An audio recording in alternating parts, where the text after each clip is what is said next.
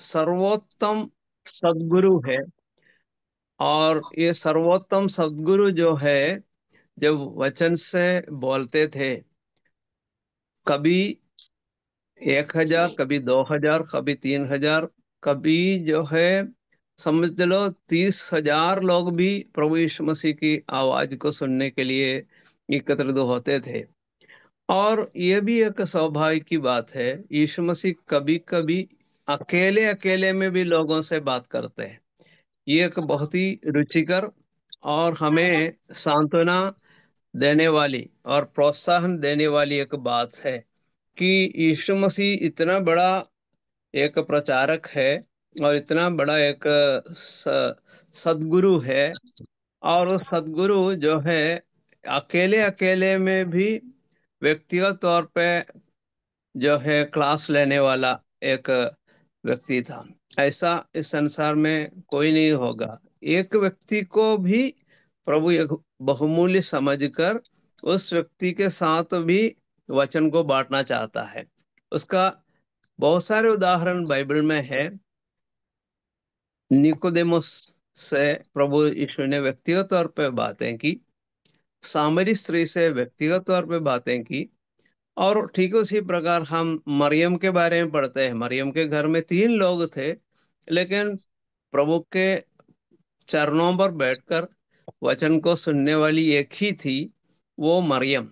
और मरियम जो है अ, अकेली थी। मतलब यार, हालांकि उसके भवन में 3 लोग थे, लेकिन वचन सुनने के लिए इतना आतुर होकर ध्यान से वचन सुनने वाली एक ही थी, वो मरियम थी।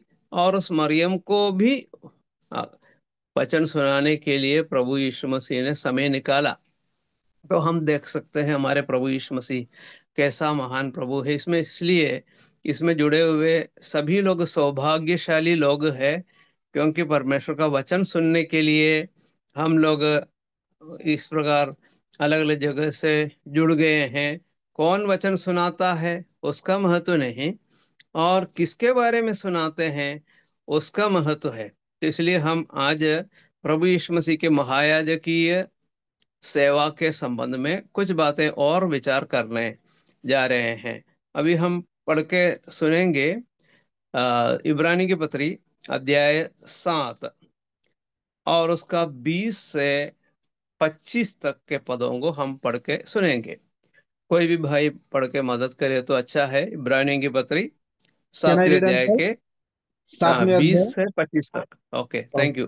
पढ़िए। अध्याय। मसीह की नियुक्ति बिना शपथ नहीं हुई, क्योंकि वे तो बिना शपथ याजक ठहराए गए, पर यह शपथ के साथ उसकी ओर से नियुक्त किया गया, जिसने उसके विषय में कहा, प्रभु ने शपथ खाई और वह उससे फिर ना पछताएगा कि तू युगानुयुग याजक है।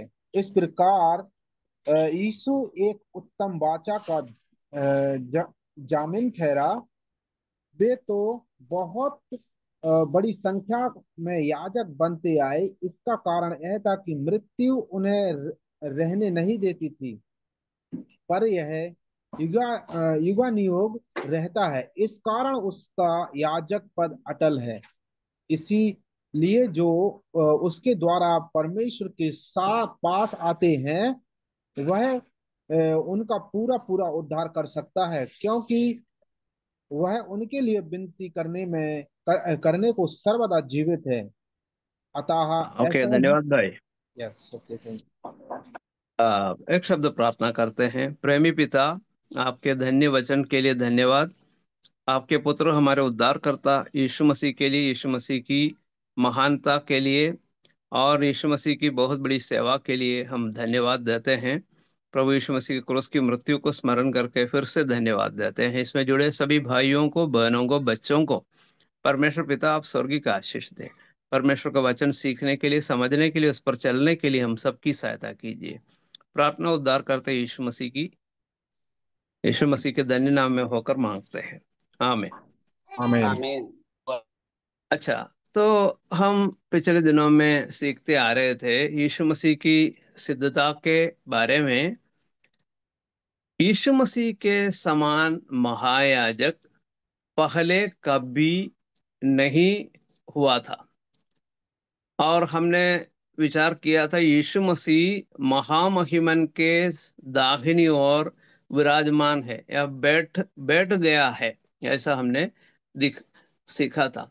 तो प्रभु यीशु मसीह बैठ गया है, ऐसा कोई भी महायाजक नहीं जो सेवा बैठकर करता करता था। लेकिन यीशु मसीह एकमात्र महायाजक है जो अपनी सेवा पूरी करके बैठ गया हो और अभी भी सेवा कर रहे हैं। उसके बारे में हम आगे विचार करेंगे। फिर मेलिकिसदेक की रीति पर एक ही महायाजक है। हारून की रीति पर बहुत सारे महायाजक थे, लगभग 80 महायाजक थे। लेकिन मेलिकिसदेक की रीति पर एक ही महायाजक है और वो प्रभु यीशु मसीह है। तीसरी बात, यहूदा गोत्र में एक भी महायाजक नहीं हुआ करता था। लेकिन प्रभु यीशु मसीह एकमात्र महायाजक है जो यहूदा गोत्र का है। और फिर हमने चौथी बातें हमने विचार की थी, ये है कि मसीह की नियुक्ति शपथ के आधार पर हुई थी। यीशु मसीह जो है, मसीह की नियुक्ति शपथ के आधार पर हुई थी। और उसके बारे में हमने अभी पढ़ के सुना था 7 का 20 में, मसीह की नियुक्ति बिना शपथ की नहीं हुई लिखा है। और यहाँ पर लिखा गया है 21वें पद में, क्योंकि वे तो बिना शपथ याजक ठहराए गए, पर यह अर्थात प्रभु यीशु मसीह शपथ के साथ उसकी ओर से नियुक्त किया गया, जिसने उसके विषय में कहा। तो प्रभु परमेश्वर की ओर से शपथ खाकर वो उसकी नियुक्ति हुई है। और पांचवी बात है, वो उत्तम वाचा का जामिन ठहरा। उत्तम वाचा का जामिन ठहरा। तो ये भी यीशु मसीह के बारे में एक खासियत है। उसके बारे में 7 का 22 में लिखा है। और छठी बात है, वही पुनरुत्थान है। अब हमने पढ़ के सुना था कि पुराने नियम के महायाजक की क्या समस्या थी। मृत्यु उनको रहने नहीं देती थी, ऐसा हमने पढ़ के सुना था। मृत्यु के कारण उनकी सेवा खत्म हो जाती थी।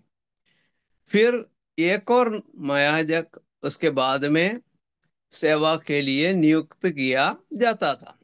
तो इस प्रकार सेवा जो है जारी रखने के लिए बहुत सारे महायाजकों को परमेश्वर ने पुराने नियम में इस्तेमाल किया। लेकिन अब नई वाचा के आधार पर एकमात्र महायाजक है जिसके बारे में हम पढ़ते हैं, वही पुनरुत्थान है। यीशु मसीह ने कहा, पुनरुत्थान और जीवन मैं ही हूँ। बिना मेरे जो कोई मुझ पर विश्वास करता है वो यदि मर भी जाए तो भी जिएगा।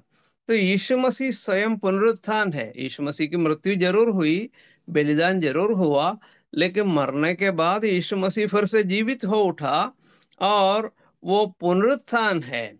और यीशु मसीह के ऊपर अब मृत्यु का कोई अधिकार या असर नहीं है। हम जानते हैं कि मृत्यु जो है हम सबके ऊपर राज्य करता है और मृत्यु के हम अधीन है। हमारी मृत्यु कभी भी हो सकती है, लेकिन प्रभु यीशु मसीह के ऊपर मृत्यु का कोई अधिकार नहीं है। और यीशु मसीह के बारे में हम पढ़ते हैं, वो मरे हुओं में से जी उठने वालों में पहलौठा है। कुलुसियों की पत्री में उसका 1 का 18 में पढ़ते हैं, मरे हुओं में से जी उठने वालों में पहलौठा है। और पहला कुरिन्थियों 15वें अध्याय में हम पढ़ते हैं कि वो जो है पहला फल है। पहला फल है। आदम में सब मरते हैं, मसीह में सब जिलाए जाते हैं। तो यीशु मसीह जो है पुनरुत्थान है और उन्होंने मरे हुओं को जिलाया और वो स्वयं मरने के बाद फिर जीवित हो उठा। और उसने कहा, प्रकाशित वाक्य 1:18 में क्या है, देख मैं अभी युगान युग जीवता हूँ, मृत्यु और अधोलोक की कुंजियां मेरे ही पास है। तो यीशु मसीह जो है, ये एक ऐसा महान और अनोखा व्यक्ति है जिसके जिसको हम देखते हैं कि वो पुनरुत्थान स्वयं है, और पुनरुत्थान का जो मालिक है यीशु मसीह के बारे में हम इस प्रकार समझ सकते हैं। तो यीशु मसीह कितना महान है उसके बारे में हम यहाँ पर देख सकते हैं। और सातवीं बात हम देखते हैं कि यीशु मसीह का याजक पद के बारे में, कि वो अटल याजक पद है। 7:24 में हमने अभी पढ़ के सुना था, यह युगान युग रहता है, इस कारण उसको उसका याजक पद अटल है। अटल याजक पद, और ऐसा कोई भी नहीं है। तो यीशु मसीह एक एकदम अनोखा महायाजक है। और अब हम 25वें पद में पढ़ते हैं। 25वें पद में पढ़ते हैं, क्या करते हैं, पूरा पूरा उद्धार कर सकता है। यीशु मसीह के बारे में लिखा है, पूरा पूरा उद्धार करने वाला है प्रभु यीशु मसीह। तो हमने 5वें अध्याय में भी इसके संबंध में देखा था। प्रभु यीशु मसीह हमेशा के उद्धार के लिए स्रोत बन गया। He became the source of eternal salvation. तो हमेशा के उद्धार के जो है स्रोत बन गया, ऐसा हम 5वें अध्याय में पढ़ते हैं। तो यहाँ पर हम पढ़ते हैं कि वो पूरा पूरा उद्धार कर सकता है। उसका दो कारण हम देखते हैं। पहली बात, वो सर्वदा जीवित है। 25वें पद में हमने अभी पढ़ के सुना था कि इसीलिए जो उसके द्वारा परमेश्वर के पास आते हैं, वह उनका पूरा पूरा उद्धार कर सकता है, क्योंकि वह उनके लिए विनती करने की को सदा जीवित है। ये महायाजक जो है सर्वदा जीवित है। और दूसरी बात है, वो विनती करता है।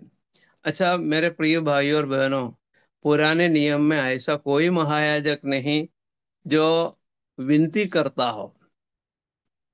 यीशु मसीह एकमात्र महायाजक है जो विनती करता है। किस प्रकार विनती करता है? मरने के बाद भी विनती करता है।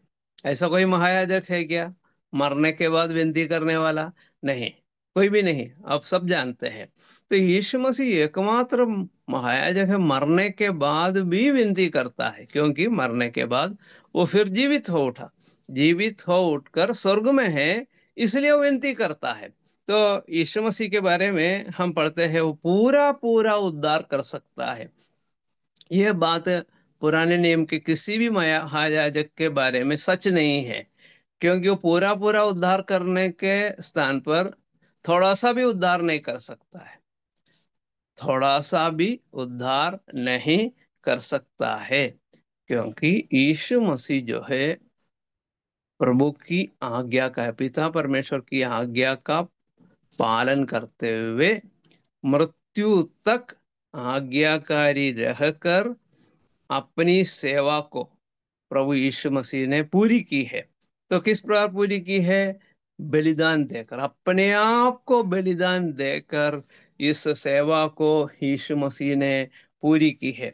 तो हम जानते हैं यीशु मसीह महायाजक है, यीशु मसीह बलिदान है, यीशु मसीह जो है वो पर्दा है, जो आ, हमारे लिए फट गया था। मतलब अपने शरीर को प्रभु यीशु मसीह ने दे दिया, वो पर्दे के रूप में हम देखते हैं वो फट गया। और अब कोई भी आसानी से परमेश्वर की उपस्थिति में पहुंच सकता है। और यीशु मसीह ही तंबू है। हम पढ़ते हैं, वचन देहधारी हुआ और अनुग्रह और सच्चाई से परिपूर्ण होकर हमारे बीच में डेरा किया, डेरा किया। तो यीशु मसीह जो है तंबू है, यीशु मसीह महायाजक है, यीशु मसीह बलिदान है, और इस प्रकार यीशु मसीह के बारे में हम काफी बातें समझ सकते हैं। तो यीशु मसीह ये सब कुछ करने के बाद अब सर्वदा जीवित है, साथ साथ स्वर्ग में अब हमारे लिए विनती करता है। अब प्रश्न उठता है, किसका उद्धार करता है प्रभु यीशु मसीह? उसका उत्तर भी हमको 25वें पद में मिलता है। क्या है? जो उसके द्वारा परमेश्वर के पास आते हैं उनका उनका उद्धार कर सकता है। उनका उद्धार कर सकता है। अच्छा, यहाँ उद्धार शब्द कौन से उद्धार को दर्शाता है? वो प्राण के उद्धार को दर्शाता है। आपको और मुझे मालूम है, यीशु मसीह के पास आने वाले को ही आत्मा का उद्धार मिलता है। पास आने का अर्थ है विश्वास करना। प्रभु यीशु ने कहा है, सब परिश्रम करने वाले और बोझ से दबे हुए लोगों मेरे पास आओ। वहां पास आने का अर्थ है विश्वास करो। तो विश्वास करने से उद्धार होता है, वो आत्मा का उद्धार है। लेकिन आत्मा का उद्धार के लिए यीशु मसीह ने सूली पर अपना प्राण दे दिए, और प्राण देने के द्वारा आत्मा का उद्धार हो चुका है।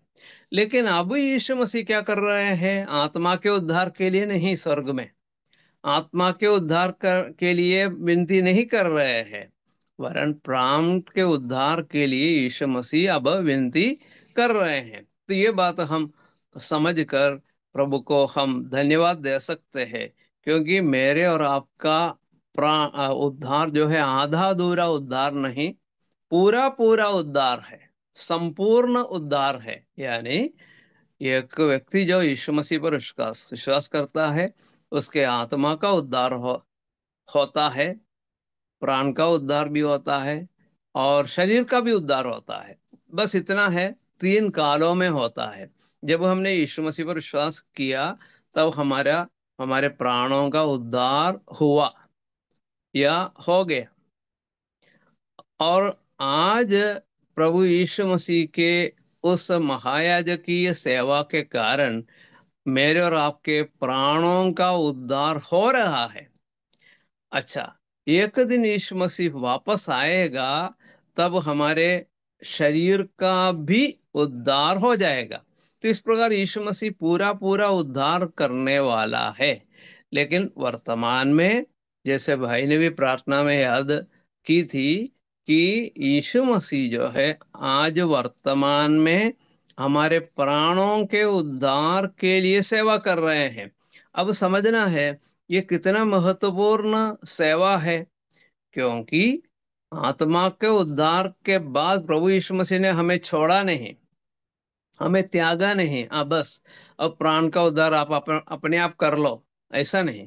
प्राणों के उद्धार के लिए भी प्रभु यीशु मसीह कार्य कर रहे हैं।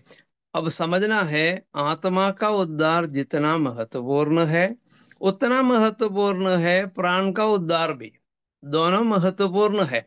और मैं समझता हूँ, ये जो प्राण का उद्धार आत्मा के उद्धार से भी एक कदम बढ़कर महत्वपूर्ण है, क्योंकि प्राण का उद्धार के लिए प्रभु यीशु मसीह पिछले 2000 सालों से कार्य कर रहे हैं। प्रभु यीशु मसीह की मृत्यु हुई एक बहुत ही भयानक कष्ट और दुख और कठिनाई को सहते हुए यीशु मसीह की मृत्यु क्रूस पर हुई। बेशक ये बहुत ही महत्वपूर्ण और बहुत ही अर्थपूर्ण बात थी, पर उससे बढ़कर हमको आज समझना है, आज भी जो सेवा यीशु मसीह कर रहे हैं वो भी अर्थपूर्ण है, महत्वपूर्ण है, जिसके बिना आज विश्वासी इस संसार में जीवन व्यतीत नहीं कर सकते।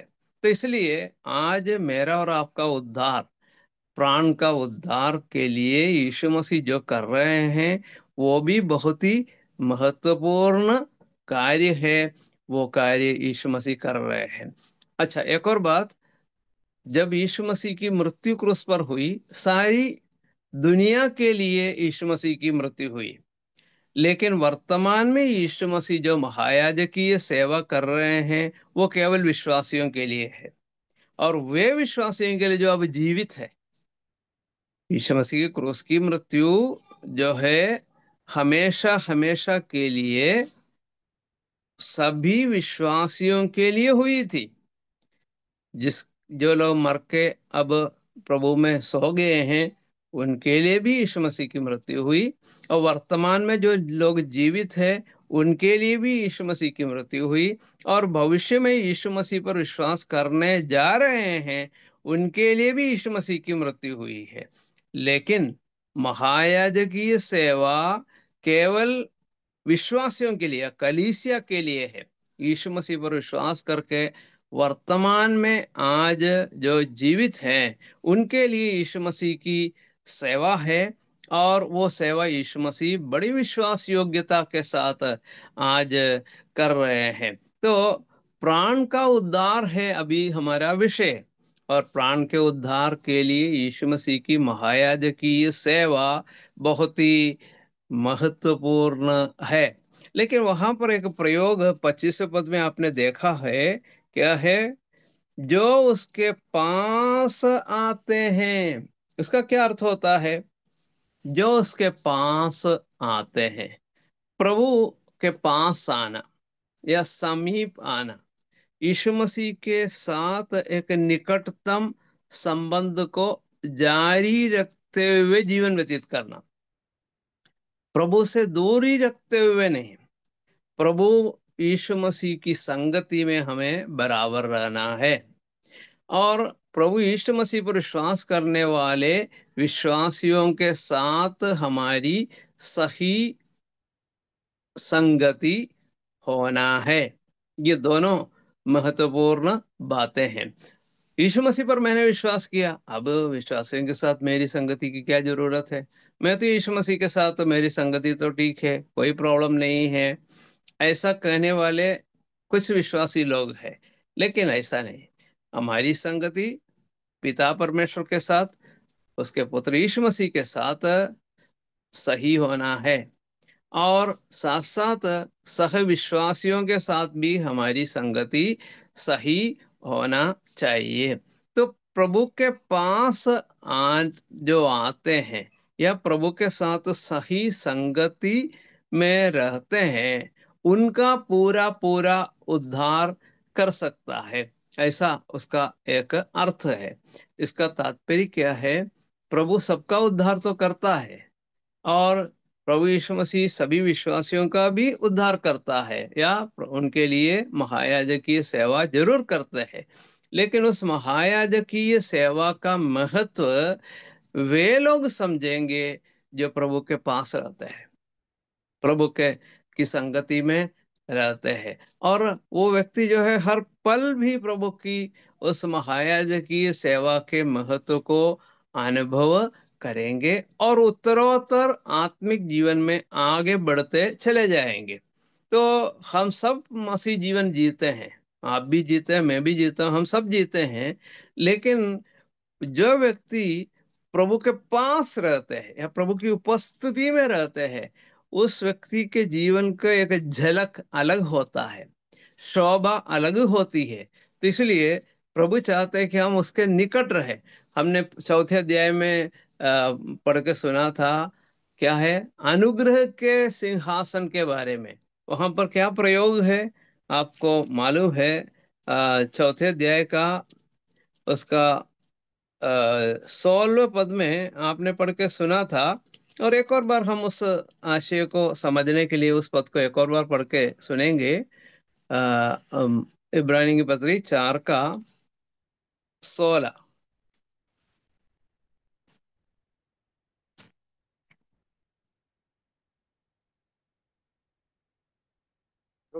चार का कितना सब्जेक्ट? 16 16। 16। जाओ, हम अनुग्रह के सिंहासन के निकट गवाह बांधकर चले कि हम उस पर दया हो, हम हम पर दया हो, और वह अनुग्रह पाए जो आवश्यकता के समय हमारी सहायता करे। हाँ, अनुग्रह के सिंहासन है ना, अनुग्रह के सिंहासन के। इसलिए आओ हम अनुग्रह के सिंहासन के निकट या पास हियाव बांध कर चले कि हम पर दया हो, और वो अनुग्रह पाए जो आवश्यकता के समय हमारी सहायता करे। हम हमारे प्रभु या महायाजक हमारी मदद करने वाला है। दूसरे अध्याय में हमने उसके बारे में भी पहले सीखा था। तो प्रभु यीशु मसीह महायाजक है, तो से हमारी सहायता करता है, क्योंकि उसके बारे में हमने विचार किया था, विश्वास योग्य और दयालु महायाजक है। वो हमारी मदद करता है, हमारी बलहीनता के समय जो है वो हमारे साथ जो है दुखी होता है और हमारी मदद करता है। और कहाँ पहुंचना चाहिए? कहाँ लिखा लिखा गया है, अनुग्रह के सिंहासन के निकट जाना चाहिए।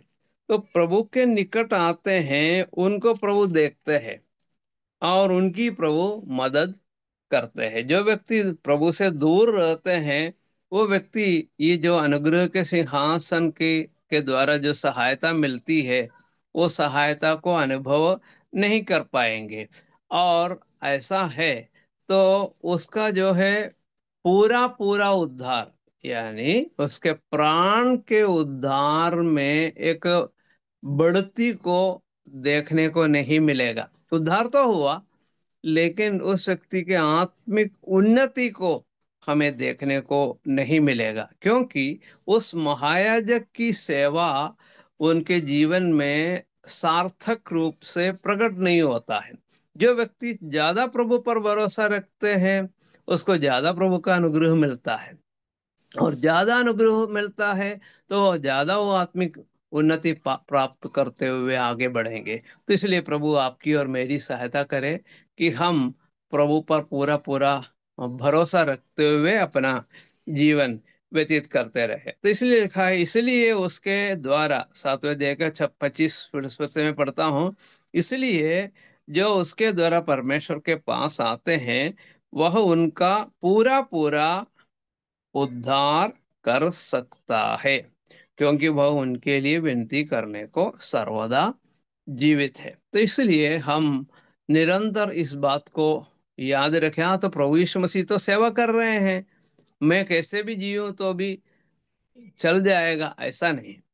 प्रभु यीशु मसीह की सेवा जो है महत्वपूर्ण है, और उस सेवा के महत्व को आपको जीवन में अनुभव करते हुए आगे बढ़ना है। मेरा प्रभु जो है स्वर्ग पर है, मेरे लिए सेवा करता है, हम प्रत्येक के लिए सेवा करता है, और वो सेवा प्रभु यीशु मसीह करते रहेंगे। प्रभु यीशु मसीह के दूसरे आगमन तक वो सेवा जारी रखेंगे प्रभु यीशु मसीह। लेकिन हम इसके महत्व को समझते हुए हम प्रभु के निकट रहेंगे, प्रभु के पास रहेंगे, प्रभु की उपस्थिति में रहेंगे। प्रभु हमारे लिए अनुग्रह प्रदान करें। अब हम विचार करने जा रहे हैं 26 से 28 तक। 26 से 28 तक भी कोई भाई पढ़ के सुनाए तो अच्छा है।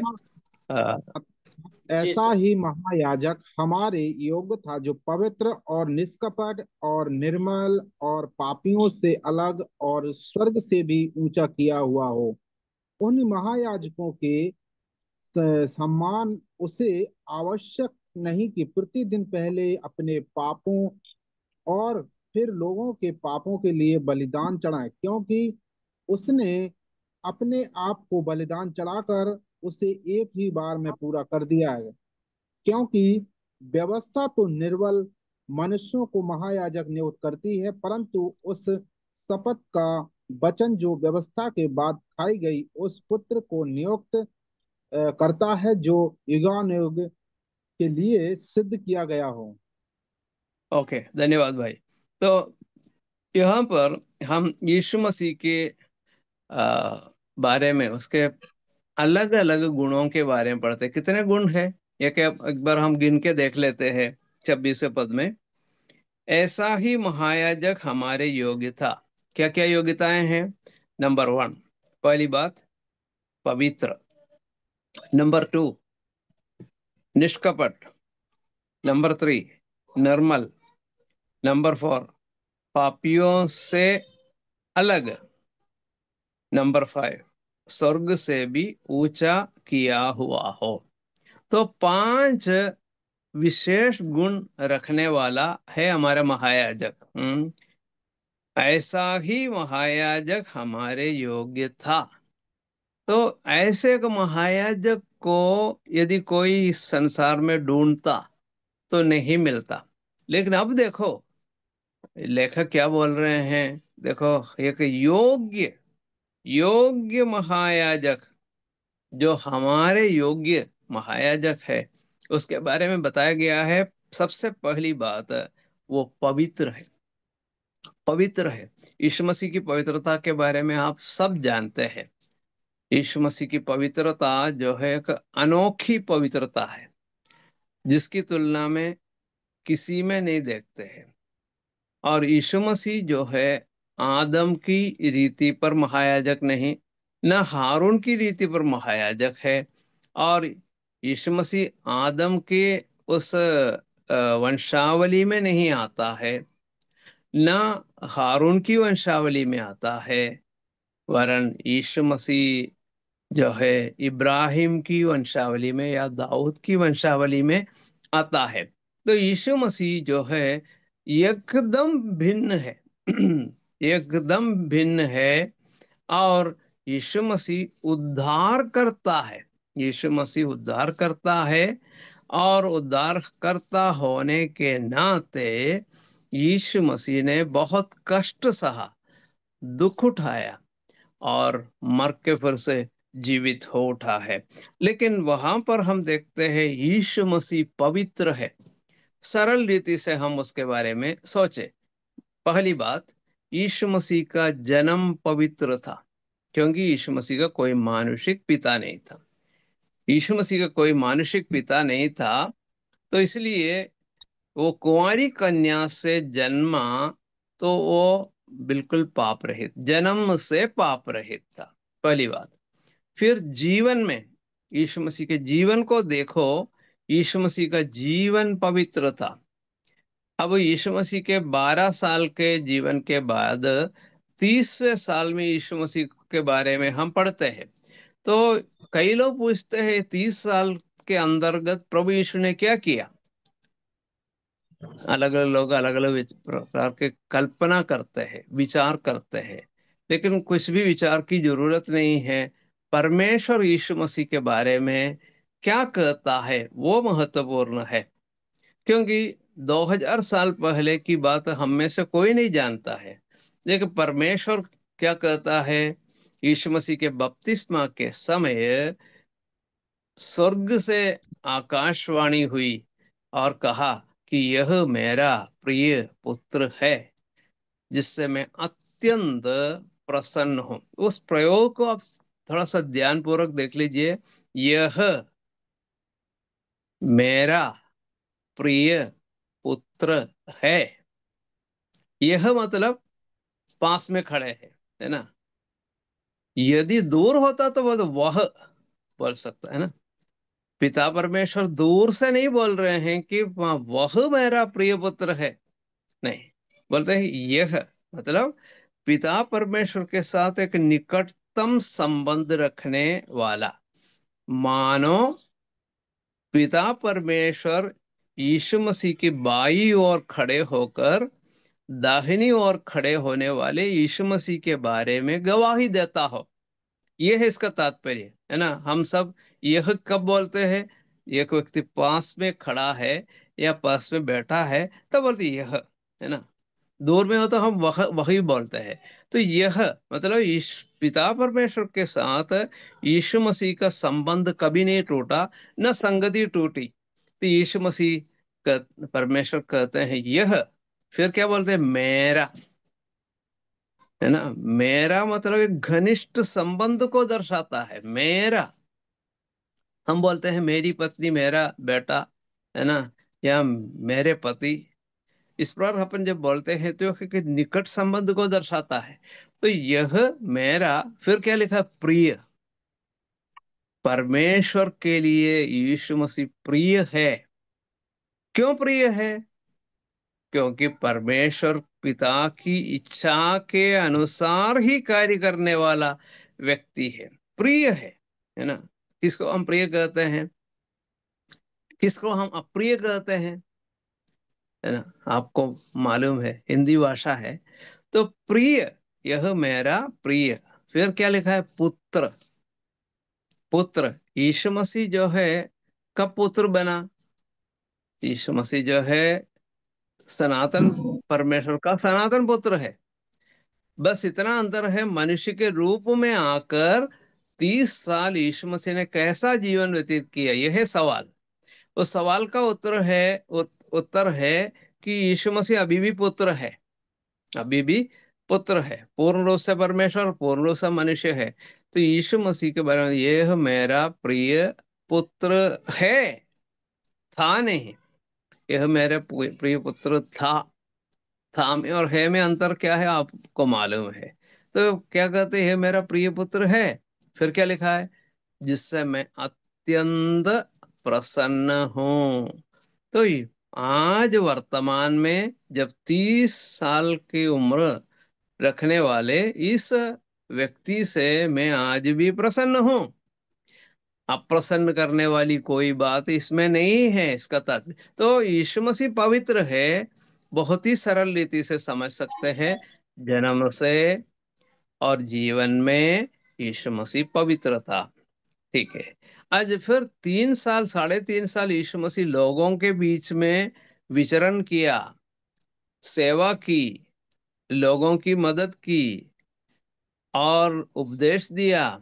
उस दौरान भी यीशु मसीह को देखो। हम जब सुसमाचार का अध्ययन करते हैं, 3 बार यीशु मसीह के बारे में परमेश्वर पिता ने गवाही दी, यह मेरा प्रिय पुत्र है, इससे मैं अत्यंत प्रसन्न हूँ। जीवन के दौरान, मतलब समझ लो कि सेवा के दौरान, उसके बीच में एक बार प्रभु ने कहा, यह मेरा प्रिय पुत्र है, इसकी सुनो, इसकी सुनो। ऐसा हम पढ़ते हैं। तो यीशु मसीह की जो इस संसार के जीवन के दौरान या उसके बीच में भी एक बार यीशु मसीह के बारे में परमेश्वर ने गवाही दी, ये मेरा प्रिय पुत्र है और इसकी सुनो, ऐसा परमेश्वर ने कहा। फिर रोमियो सॉरी यूहन्ना सुसमाचार अध्याय 12 में जब आते हैं, यीशु मसीह की सेवा अंत हो गया, वहां पर समाप्ति के समय भी आकाश से, स्वर्ग से परमेश्वर की वाणी आई। वहां लिखा नहीं है कि यह मेरा प्रिय पुत्र है जिससे मैं प्रसन्न हूं, इस प्रकार की बातें नहीं लिखी है।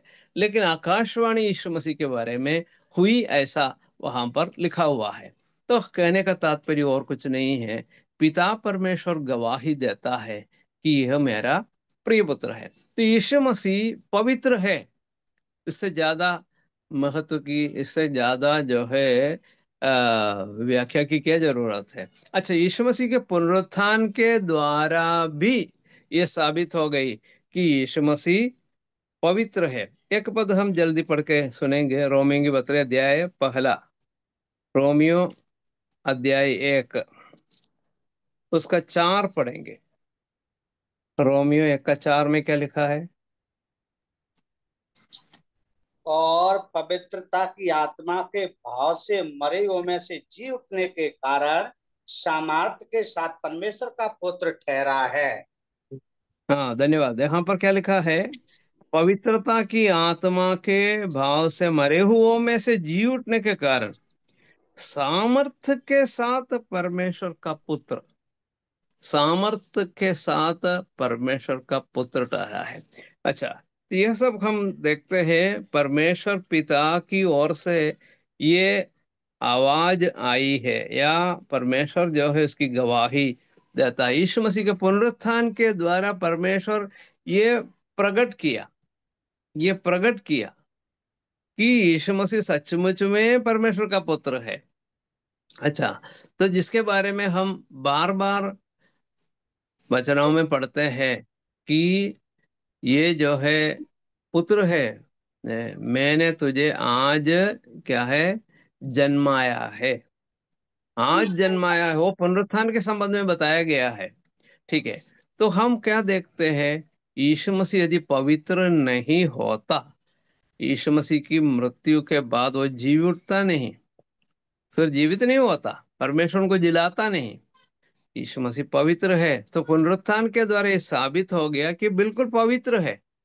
जन्म से जीवन में, मृत्यु के समय और मृत्यु के बाद भी यीशु मसीह पूर्ण से पवित्र है, वो बात बताता है। और उसके बारे में बहुत सारे मानुषिक गवाही भी हम सुनते हैं, है ना।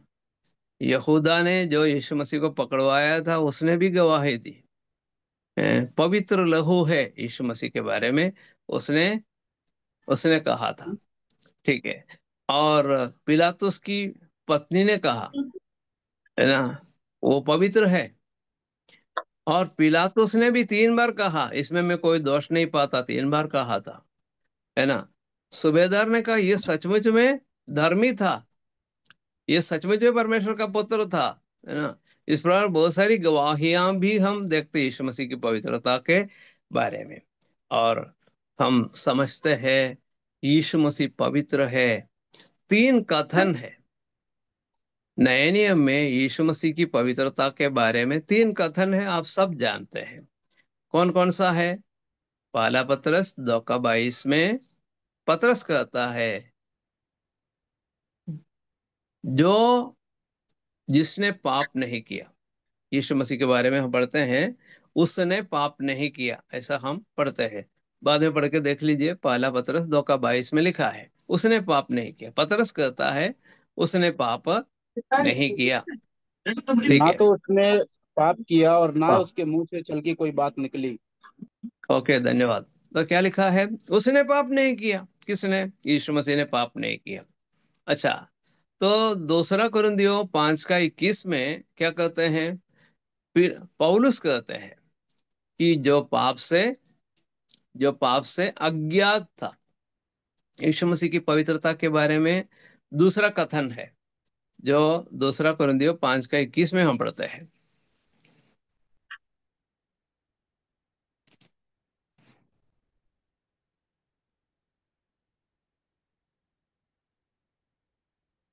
फिर हम पढ़ते हैं पहला यूहन्ना 3 का 5 में, यीशु मसीह के बारे में लिखा है उसके स्वभाव में पाप नहीं था, लिखा है। तो 3 ऐसा ठोस कथन है जो यीशु मसीह की पवित्रता के प्रमाण है। कौन कह रहा है? पतरस कह रहा है यीशु मसीह ने पाप नहीं किया, जिसका मतलब है यीशु मसीह के शरीर में पाप नहीं है।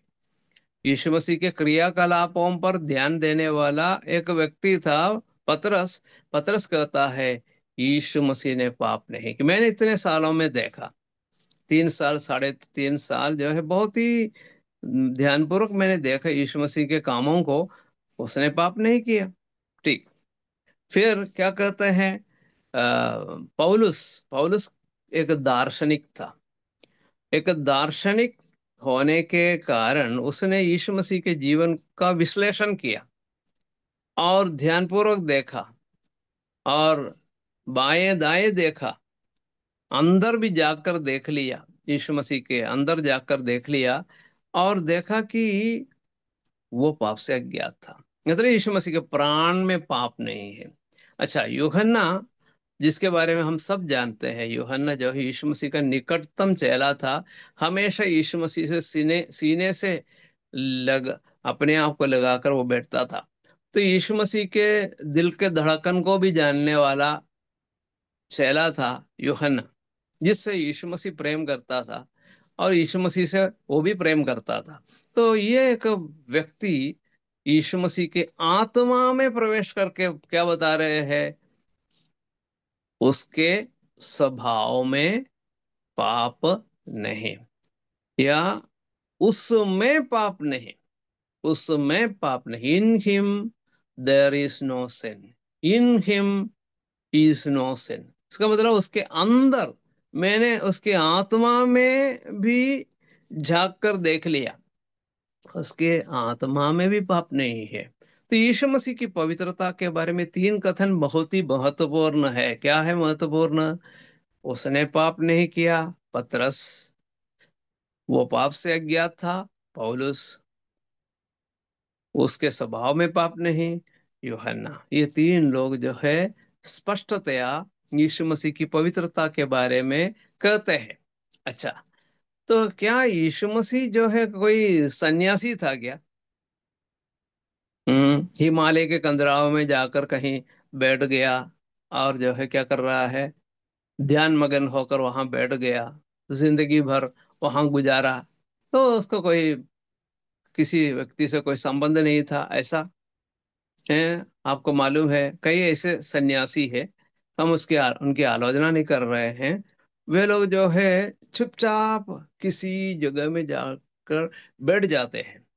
हम्म बैठ जाते हैं। उनके परिवार के लोगों से कोई लेना देना नहीं, समाज से कोई लेना देना नहीं, ना ऐसे लोगों से उनका संपर्क होता है, बात भी नहीं करते, चुपचाप जाके कहीं बैठ जाते हैं। तो ऐसा एक व्यक्ति था यीशु मसीह? नहीं नहीं, यीशु मसीह ऐसा नहीं था। तो हम उनके बारे में विचार किया था, इब्रानी की पत्री 4 का 15 में हमने पढ़ के सुना था। अब थोड़ा सा एक और बार पढ़ के सुनाए तो अच्छा है। इब्रानी की पत्री 4 का 15 में क्या लिखा है यीशु मसीह के बारे में? क्योंकि क्योंकि हमारा ऐसा महायाजक नहीं जो हमारी निर्बलताओं में हमारे साथ दुखी ना हो सके, वरन वह सब बातों में हमारे समान परखा तो गया, तो भी निष्पाप निकला।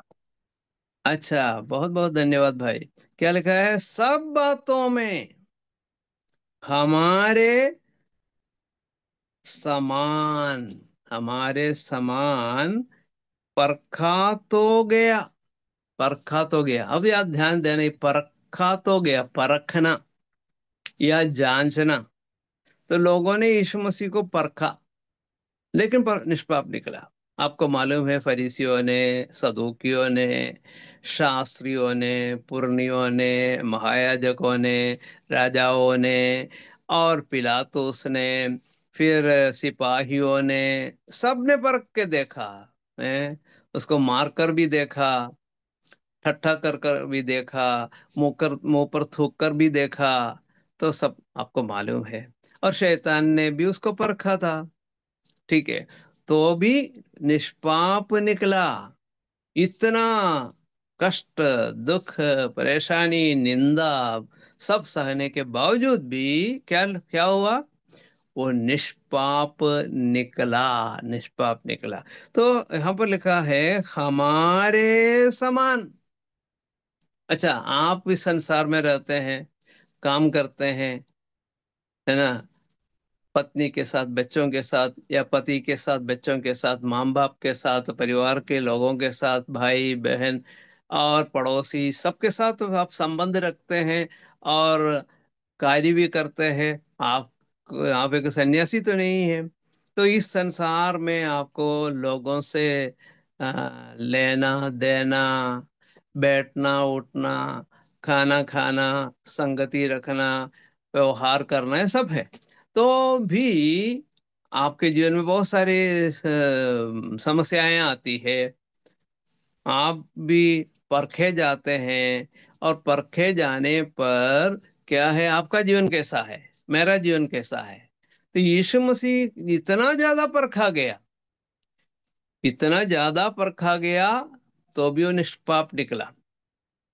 एक आ, सोना, सोना जो है जितना ज्यादा परखा जाता है उतना ज्यादा साफ होता है। यीशु मसीह को जितना ज्यादा लोगों ने परखा, उतना उनको समझ में आया कि ये व्यक्ति पवित्र है। तो यीशु मसीह पवित्र है, वो हमारा महायाजक है। वही बात हम अभी विचार कर रहे थे, हमारा महायाजक पवित्र है। और उस पवित्र महायाजक के बारे में इस पत्री में हम पढ़ते हैं, हे पवित्र भाइयों, है ना। इब्रानी के पत्र 3 अध्याय में हमने क्या पढ़ के देखा था?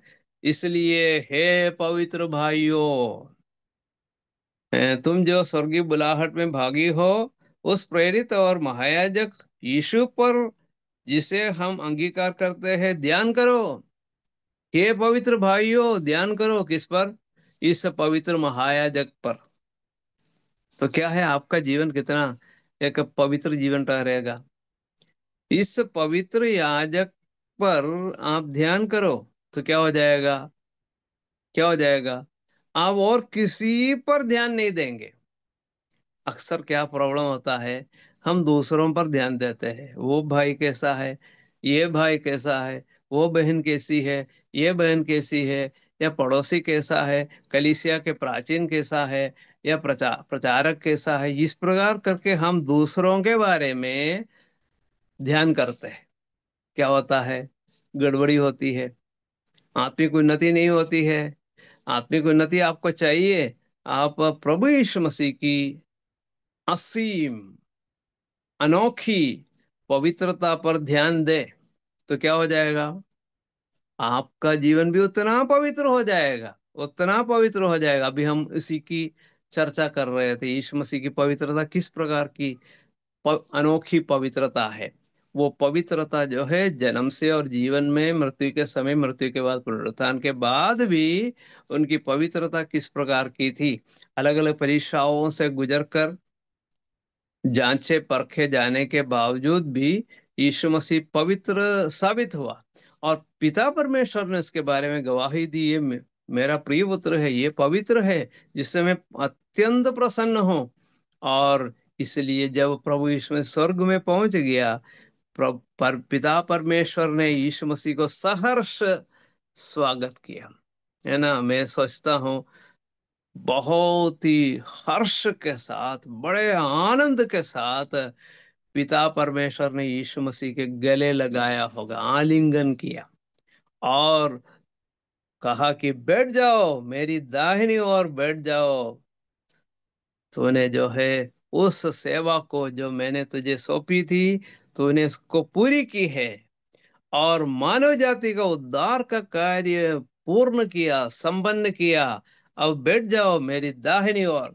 तो बड़ी खुशी के साथ पिता परमेश्वर ने अपने प्रिय पुत्र को उनकी सेवा कंप्लीट करके, पूरी करके वापस आया, तो उनको बिठाया, बैठ बैठ जाओ।